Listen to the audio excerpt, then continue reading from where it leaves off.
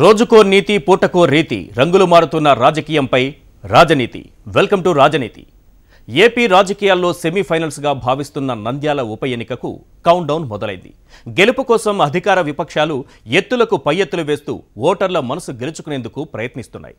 ఇక ఎన్నికల షెడ్యూల్ కూడా విడుదలవ్వడంతో నంద్యాలలో కీలక పార్టీలు ఏం చేస్తున్నాయో ఓసారి చూద్దాం.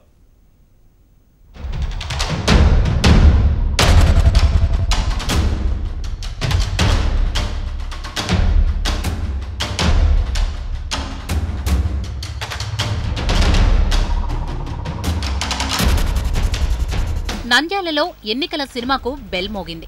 ఆట కూడా మొదలవుతోంది. అధికార టీడీపీ, ప్రతిపక్ష వైసీపీ నుంచి అభ్యర్థులు ఎవరనేది ఖరారైంది.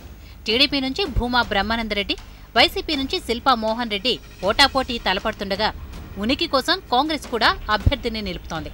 ఇక అభ్యర్థితో ప్రమేయం లేకుండా ప్రయోగాత్మకంగా అన్నట్టు బైరెడ్డి రాజశేఖర రెడ్డి ఆధ్వర్యంలోని రాయలసీమ పరిరక్షణ సమితి కూడా రంగంలోకి దిగుతోంది.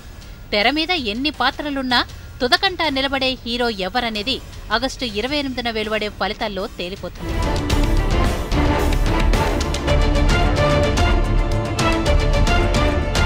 భూమా నాగిరెడ్డి మరణంతో ఎన్నిక జరుగుతున్న నంద్యాలలో మళ్లీ పాగా వేయాలని అధికార టీడీపీ అకస్మాత్తుగా అభివృద్ధి కార్యక్రమాలను వేగవంతం చేసింది.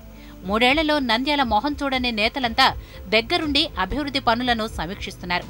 ముఖ్యంగా రోడ్డు వెడల్పు కార్యక్రమాలతో ఓటర్లను ఆకర్షించేందుకు టీడీపీ ప్రయత్నిస్తోంది. ప్రతి గల్లీలోనూ ఇప్పుడు సిమెంట్ రోడ్లు దర్శనమిస్తున్నాయి. నంద్యాలను అద్దంలా మెరిపించే కార్యక్రమానికి టీడీపీ సర్కార్ ఎన్నికల సమయంలోనే శ్రీకారం చుట్టడం విశేషం. ప్రతిరోజు 2 మంత్రుల చొప్పున పర్యటిస్తూ ఓటర్లకు మరిన్ని అభివృద్ధి కార్యక్రమాల మీద భరోసా కల్పించేందుకు యత్నిస్తున్నారు. అటు కులాల వారీగాను ఓటర్లను ప్రసన్నం చేసేందుకు ఆయా సామాజిక వర్గాలకు చెందిన మంత్రులను, ఎమ్మెల్యేలను రంగంలోకి దించుతూ రెండో వ్యూహాన్ని చంద్రబాబు అమలు చేస్తున్నారు. నంద్యాల ప్రజా జీవితాన్ని ప్రభావితం చేసే చామకాలువ, కందు నదుల అభివృద్ధి కార్యక్రమాలను ఏపీ సర్కార్ ఈ సందర్భంలోనే టేకప్ చేసింది. ముంపు ప్రభావిత ప్రాంతాలకు ప్రమాదం నివారించేలా కాలువ లైనింగ్ పనులు, కందు నది విస్తరణ పనులను టీడీపీ అధినాయకత్వం పర్యవేక్షిస్తోంది.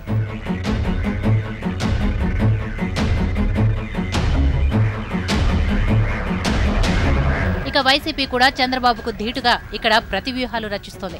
ప్రశాంత్ కిషోర్ సూచనల మేరకు వైసీపీ కూడా ఆయా కులాల వారి నాయకత్వాన్ని రంగంలోకి దించింది. 28 మంది ఎమ్మెల్యేలను వైసీపీ నంద్యాలలోనే మోహరించింది. బొత్స సత్యనారాయణ, పెద్దిరెడ్డి రామచంద్రరెడ్డి వంటి బడా నేతలను ఇన్ఛార్జీలుగా నియమించి క్షణక్షణం మారే రాయలసీమ రాజకీయాన్ని అనుకూలంగా మలుచుకునేందుకు వైసీపీ నేతలు ప్రయత్నిస్తున్నారు.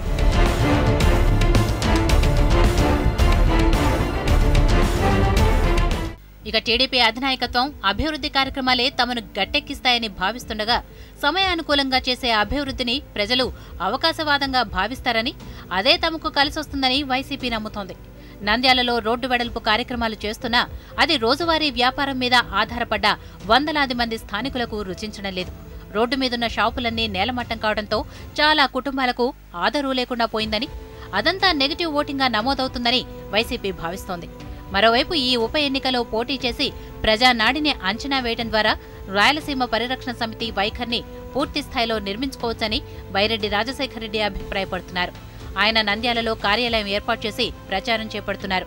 ఈ క్రమంలో నంద్యాల ఓటర్లు ఎలాంటి నిర్ణయం తీసుకుంటారో, పార్టీలు ఏ పాఠాలు నేర్చుకుంటాయో వేచి చూడాల్సిందే.